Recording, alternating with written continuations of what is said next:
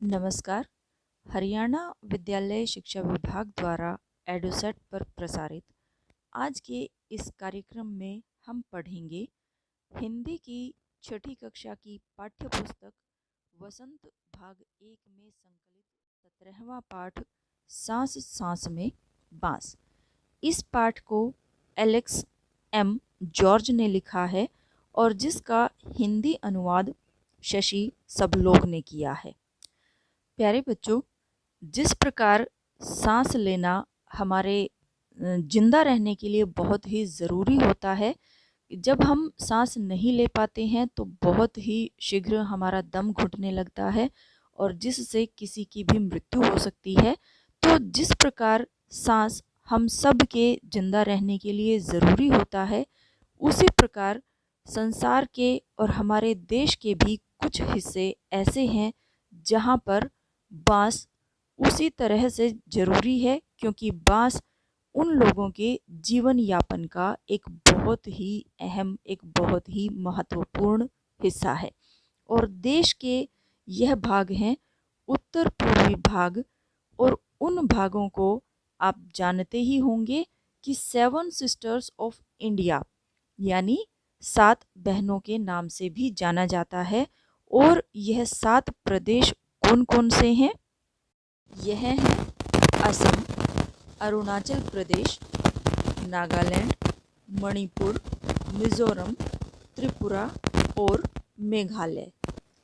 इस निबंध में लेखक मुख्य रूप से देश के उत्तर पूर्वी राज्य नागालैंड की बात कर रहे हैं। नागालैंड के निवासियों में बांस की चीज़ें बनाने का बहुत ही अधिक प्रचलन है। लेखक कहते हैं कि एक बहुत बड़े जादूगर थे चंगकी चंगलनबा। उन्होंने अपने जीवन में बहुत बड़े बड़े करतब करके दिखाए थे। जब उनकी मृत्यु का समय आया तो उन्होंने लोगों से कहा कि मुझे दफनाए जाने के छठे दिन मेरी कब्र खोद कर देखोगे तो कुछ नया सा पाओगे। और जब लोगों ने उनकी मौत के छठे दिन उनकी कब्र खोदी तो उसमें से बांस की टोकरियों के बहुत सारे डिज़ाइन निकले। लोगों ने उन्हें देखा, पहले उनकी नकल की और फिर नए नए डिज़ाइन और बनाए। लेखक बताते हैं कि भारत के विभिन्न हिस्सों में बांस बहुत अधिक मात्रा में पाया जाता है, जिनमें से विशेष रूप से भारत के जो उत्तर पूर्वी क्षेत्र के जो 7 राज्य हैं, जिनका मैंने अभी जिक्र भी किया था, वहाँ पर बांस बहुत अधिक मात्रा में उगता है। और इसीलिए वहाँ बांस की अलग अलग तरह की चीज़ें बनाने का खूब रिवाज है, खूब परंपरा है।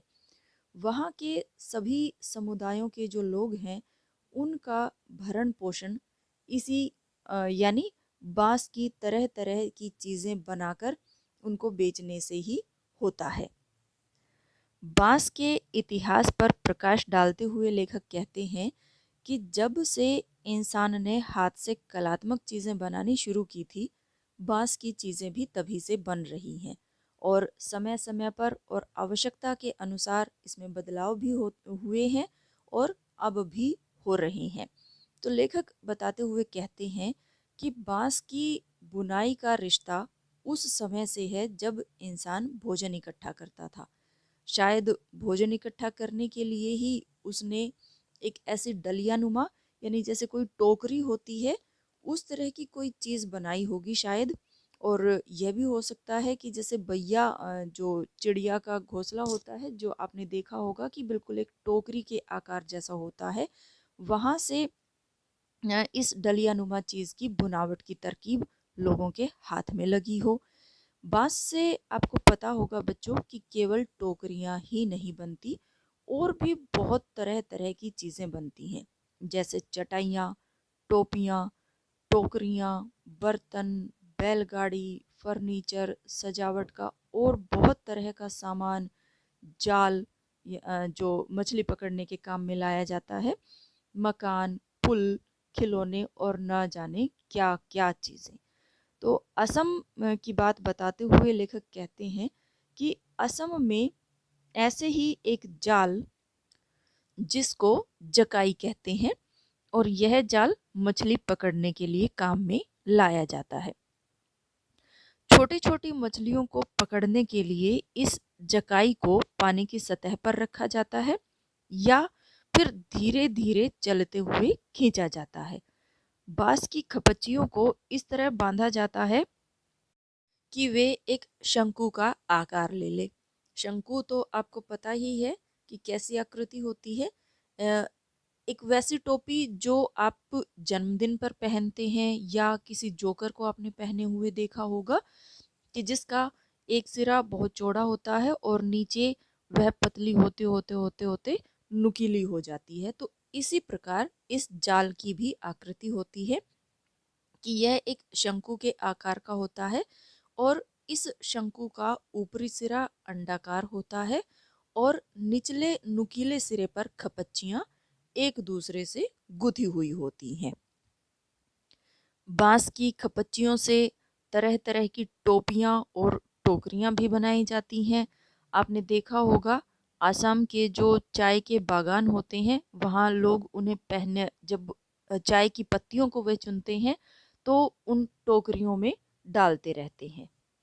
जुलाई से अक्टूबर का जो बहुत अधिक बारिश का समय होता है, बारिश के महीने होते हैं, यह 4 चौमासा भी इनको बोला जाता है। तो यह वह समय होता है जब बारिश के कारण और काम लोगों के पास नहीं होते हैं, बहुत सारा समय उनके पास खाली होता है और ऐसे समय में वहाँ के लोग आसपास के जंगलों से बांस इकट्ठा करने के लिए निकल जाते हैं। यही समय उनके लिए सबसे अधिक उपयुक्त होता है। बांसों की कटाई के लिए यानी जिस बांस से तरह तरह की वस्तुएं बनानी है, उस बांस की कटाई के लिए वह लोग 1 से 3 साल की उम्र वाले बांस काटते हैं। यानी जिस बांस को उगे हुए 1 से 3 साल हो गए हैं, केवल उन्हीं बांसों को इन कामों के लिए वह लोग प्रयोग करते हैं। जो बांस 3 साल की उम्र से अधिक हो जाते हैं उन्हें बूढ़े बांस की संज्ञा दी गई है। और उन बांसों का प्रयोग यानी जो बूढ़े बांस होते हैं उनका प्रयोग वह वस्तुएं बनाने के लिए क्यों नहीं करते, क्योंकि जो बूढ़े बांस होते हैं, जो 3 साल की उम्र से अधिक उम्र वाले बांस होते हैं, वह सख्त हो जाते हैं और जब उन्हें तोड़ा मरोड़ा जाता है तो वह जल्द ही टूट भी जाते हैं, उनमें लचीलापन नहीं होता है। तो इसलिए जो बांस 1 से 3 की उम्र वाले होते हैं उन्हीं बांसों का प्रयोग वस्तुएं बनाने के लिए लोग करते हैं। दाव नाम के औजार, जिसकी चांद जैसी फाल चौड़ी फाल होती है, चाकू के आकार का यह औजार होता है। इससे छीलकर बांस की खपच्चियां तैयार की जाती हैं और कोई भी वस्तु बनाते समय खपच्चियों की लंबाई पहले ही तय कर ली जाती है। वह कैसे? एक उदाहरण लेते हैं कि मान लीजिए आसन जैसी छोटी चीज़ बनाने के लिए, यदि आसन जैसी कोई छोटी चीज़ बनानी है तो बांस को हर एक गठान से काटा जाता है। गठान यानी जैसे आप गन्ना जब आप चूसते हैं तो आपने देखा होगा कि उसमें छोटे छोटे हिस्से होते हैं, थोड़ी थोड़ी दूरी पर कुछ अलग अलग सेक्शंस बने होते हैं जिसको गांठ बोला जाता है। तो इसी तरह से बांस में भी थोड़ी थोड़ी दूरी पर कुछ गांठ होती हैं जिनको गठान भी कहा जाता है। तो जब आसन जैसी कोई छोटी चीज़ यदि बनाई जा रही है तो बांस को हर एक गठान से काटा जाता है। लेकिन यदि टोकरी बनाई जा रही है तो उसको 2 या 3 या हो सकता है कि 4 गठानों वाली लंबी खपच्चियां भी काटी जाएं, या फिर यह निर्भर करेगा कि टोकरी कितनी बड़ी या कितनी छोटी है। यदि और अधिक बड़ी टोकरी बनानी है तो 4 से अधिक गठानों तक भी खपच्चियां काटी जा सकती हैं। जब कोई वस्तु तैयार की जा रही है बांस से और उसकी खपच्चियां काटी जा रही हैं तो आम तौर पर खपच्चियों की चौड़ाई जो है वह 1 इंच से ज़्यादा नहीं ली जाती। क्योंकि चौड़ी खपच्चियाँ किसी काम की नहीं होती, और यदि चौड़ी खपच्चियाँ उतर भी जाती हैं तो इन्हें चीरकर पतली खपच्ची बना ली जाती है, क्योंकि पतली खपच्ची अधिक लचीली होती है। और जो बांस से यह खपच्चियाँ उतारने का जो काम है, यह बहुत ही उस्तादी का काम है, बहुत ही कलाकारी का काम है। जिस व्यक्ति को इस काम में महारत हासिल है, जो इस काम में निपुण है, वह इस काम को बहुत अच्छी तरह से कर सकता है, और इस काम में महारत हासिल करने के लिए बहुत समय भी लगता है। यदि टोकरी बनाई जानी है तो पहले खपच्चियों को चिकना करना बहुत ज़रूरी होता है, और इस काम के लिए दाव नाम का जो औजार था, जो बांस को काटने के लिए, उसकी खपच्चियाँ छीलने के लिए प्रयोग में लाया जाता है, यहाँ इन खपच्चियों को चिकना करने के लिए उसी औजार का प्रयोग किया जाता है।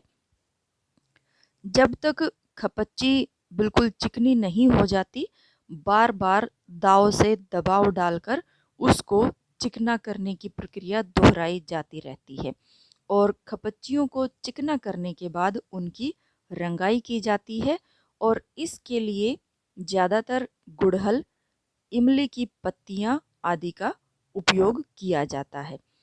काला रंग करने के लिए इन खपच्चियों को आम की छाल में लपेटकर कुछ दिनों के लिए मिट्टी में दबा दिया जाता है।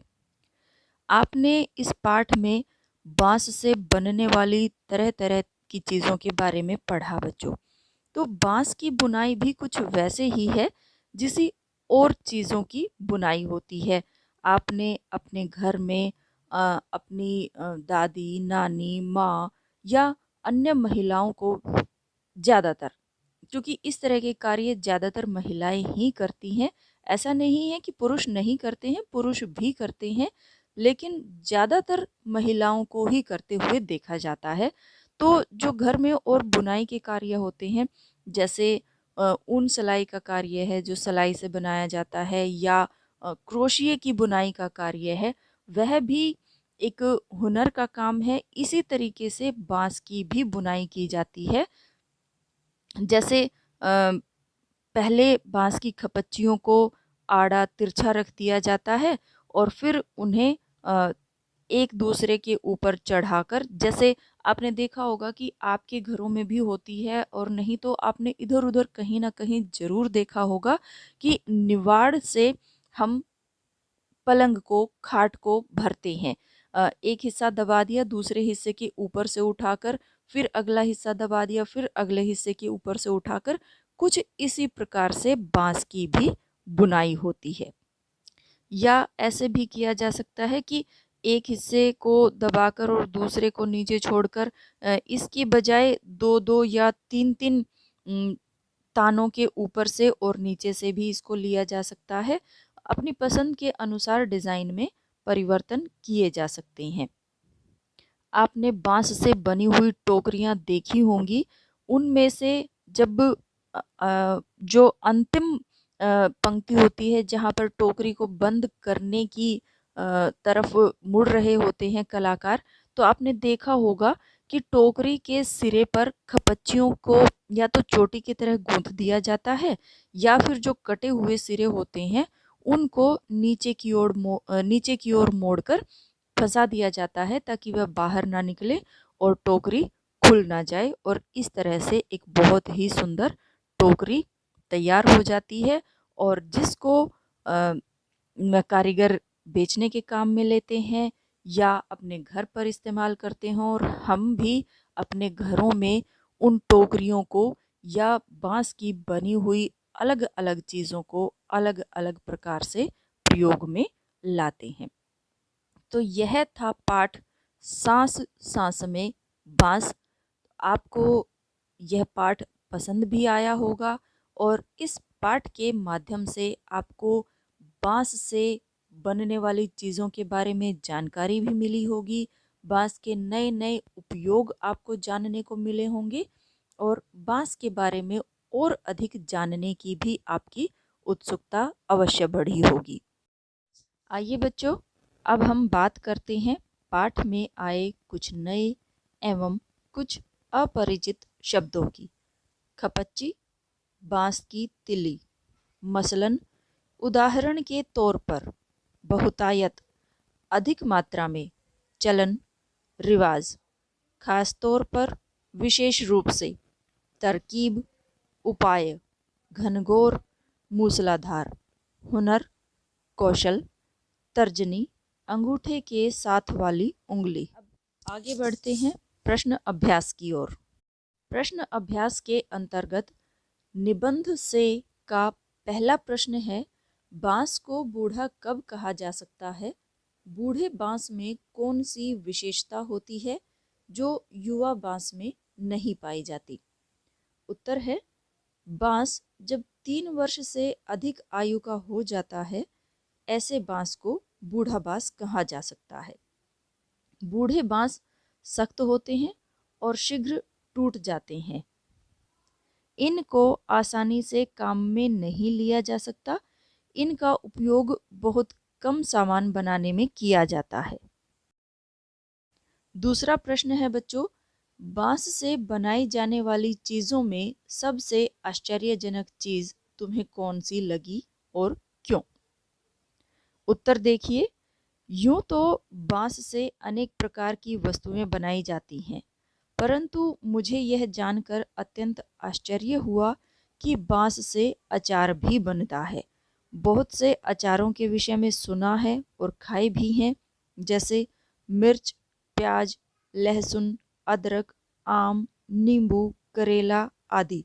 परंतु बांस के अचार के विषय में इसी लेख में पढ़ने को मिला, तो यही मेरे लिए सबसे आश्चर्यजनक चीज़ है। तीसरा प्रश्न है बच्चों, बांस की बुनाई मानव के इतिहास में कब आरंभ हुई होगी? उत्तर देखिए, बांस की बुनाई मानव इतिहास में शायद तब से प्रारंभ हुई जब मानव ने भोजन इकट्ठा करना प्रारंभ किया। शायद भोजन इकट्ठा करने के लिए ही उसने ऐसी डलिया नुमा चीज़ें बनाई होंगी। फिर धीरे धीरे यह चीज़ें मानव की आवश्यकता बनती चली गई।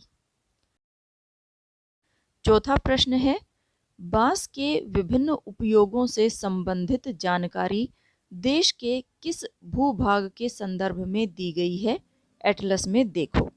उत्तर देखिए, बांस के विभिन्न उपयोगों से संबंधित जानकारी देश के उत्तर पूर्वी भूभाग के संदर्भ में दी गई है।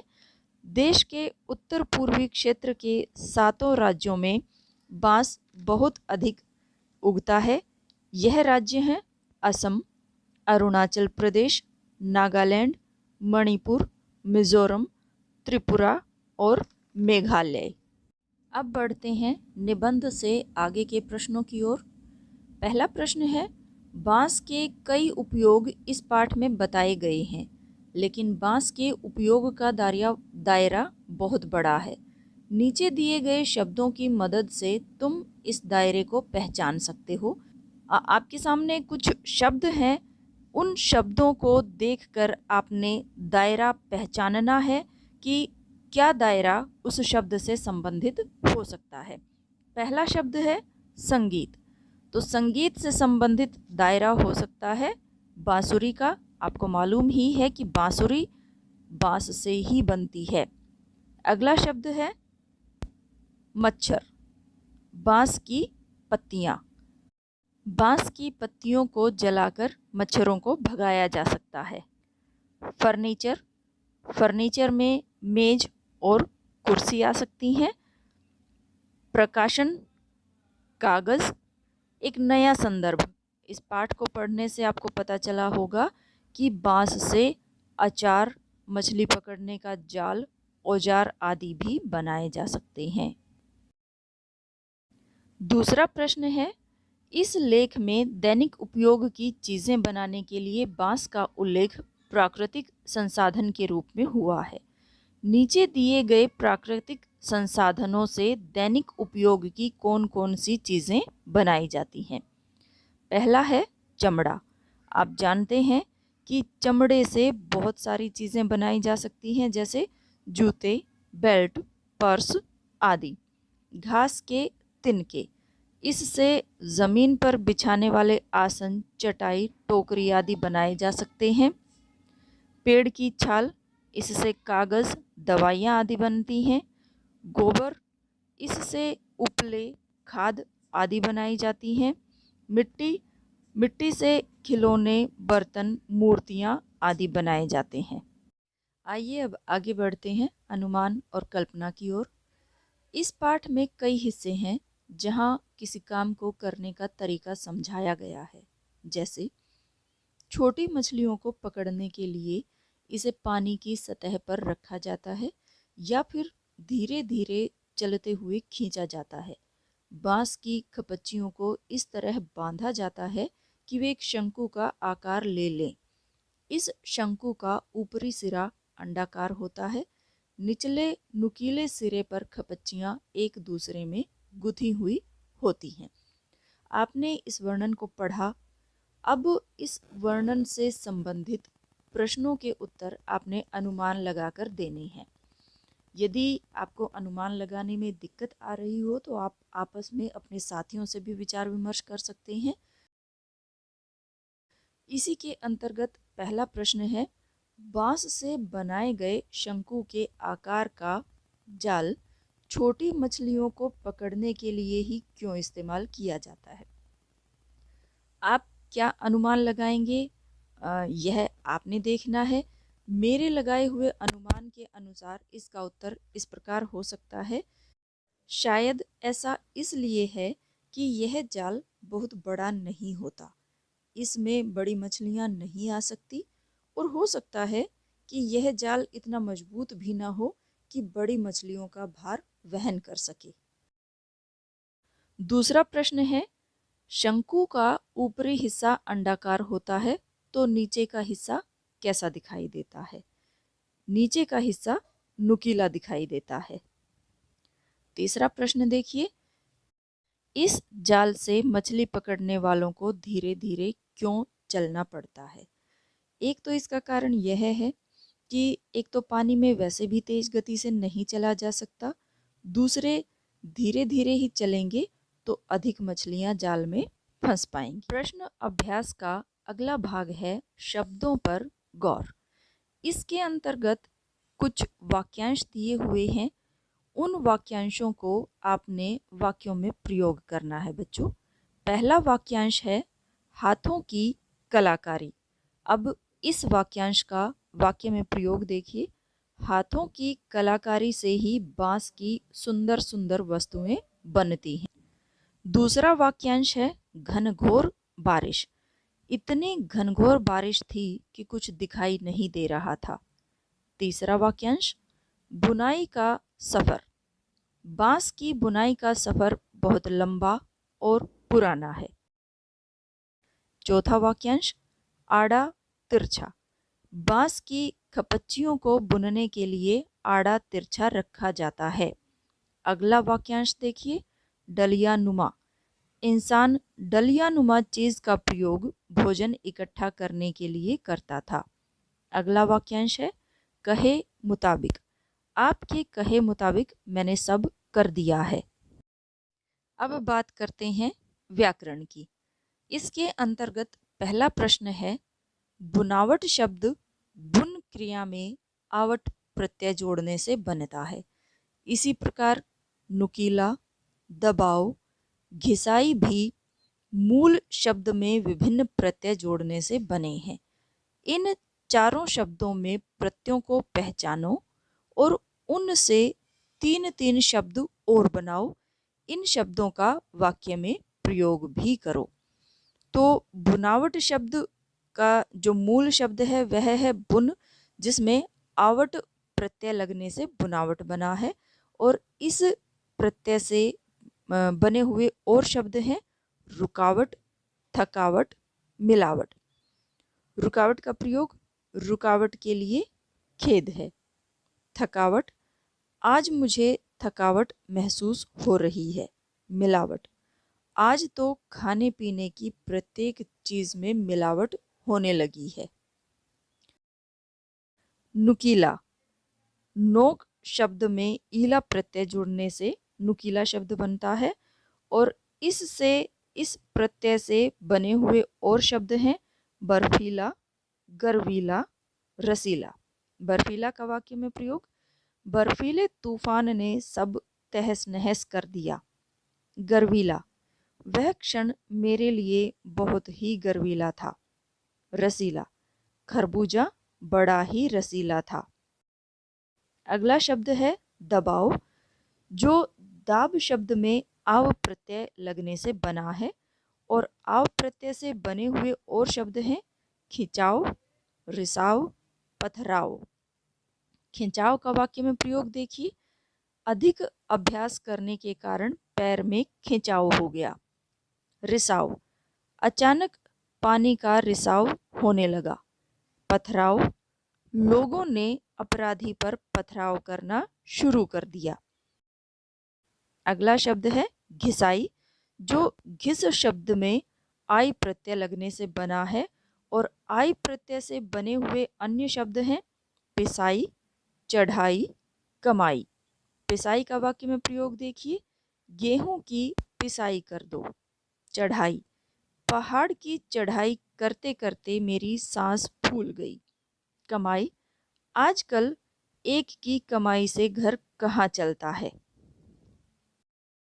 व्याकरण के अंतर्गत दूसरा प्रश्न है, नीचे पाठ से कुछ वाक्य दिए गए हैं और उन वाक्यों में कुछ शब्दों को रेखांकित किया गया है। उन शब्दों को ध्यान में रखते हुए, अर्थात जिन शब्दों को रेखांकित किया है उन शब्दों को ध्यान में रखते हुए जो वाक्य दिए जा रहे हैं उनको अलग ढंग से लिखना है। पहला वाक्य है, वहाँ बांस की चीज़ें बनाने का चलन भी खूब है। तो आप देख रहे हैं कि इस वाक्य में चलन शब्द को रेखांकित किया गया है और इस शब्द को दूसरे प्रकार से लिखते हुए हम ऐसे इस वाक्य को लिखेंगे, वहाँ बांस की चीज़ें बनाने का रिवाज भी खूब है। चलन के लिए हम रिवाज या परंपरा शब्द का भी प्रयोग कर सकते हैं। दूसरा वाक्य है, हम यहाँ बांस की एक दो चीज़ों का ही जिक्र कर पाए हैं। जिक्र रेखांकित शब्द है और इसको दूसरी तरह से प्रयोग करते हुए ही इस वाक्य को ऐसे लिखेंगे, हम यहाँ बांस की एक दो चीज़ों के बारे में ही बता पाए हैं। तीसरा है, मसलन आसन जैसी छोटी चीज़ें बनाने के लिए बांस को हर एक गठान से काटा जाता है। इस वाक्य में मसलन और हर एक शब्द को रेखांकित किया गया है, तो इन दोनों शब्दों का अलग प्रकार से प्रयोग करते हुए हम इस वाक्य को ऐसे लिखेंगे, उदाहरण के तौर पर आसन जैसी छोटी चीज़ें बनाने के लिए बांस को प्रत्येक गठान से काटा जाता है। चौथा वाक्य देखिए, खपच्चियों से तरह तरह की टोपियां भी बनाई जाती हैं। यहाँ हम तरह तरह रेखांकित शब्द को इस प्रकार प्रयोग में लाएंगे, खपच्चियों से विभिन्न प्रकार की टोपियां भी बनाई जाती हैं। व्याकरण के ही अंतर्गत तीसरा प्रश्न है बच्चों, तर्जनी हाथ की किस उंगली को कहते हैं? बाकी उंगलियों को क्या कहते हैं? सभी उंगलियों के नाम अपनी भाषा में पता करो और कक्षा में अपने साथियों और शिक्षक को बताओ। तो तर्जनी जो उंगली होती है बच्चों, अंगूठे के साथ वाली जो पहली उंगली होती है उसको तर्जनी कहते हैं और बाकी उंगलियों के नाम इस प्रकार हैं जो हम अंगूठे से शुरू करते हुए लिखेंगे। अंगूठे को अंगुष्ठ भी कहते हैं, तो अंगुष्ठा, अंगूठे के साथ वाली उंगली को तर्जनी, उसके साथ वाली मध्यमा, उससे अगली उंगली अनामिका और जो हाथ की सबसे छोटी उंगली होती है उसको कनिष्ठा कहते हैं। तो एक बार फिर से मैं दोहरा देती हूँ, अंगुष्ठा, तर्जनी, मध्यमा, अनामिका और कनिष्ठा। इसी के साथ पाठ सांस सांस में बांस का अभ्यास समाप्त होता है। मैं आशा करती हूँ बच्चों कि आपको यह पाठ भली भांति समझ में आ गया होगा। अगले किसी और अध्याय के साथ शीघ्र ही आपसे मुलाकात होगी। तब तक के लिए इजाज़त दीजिए। नमस्कार, धन्यवाद।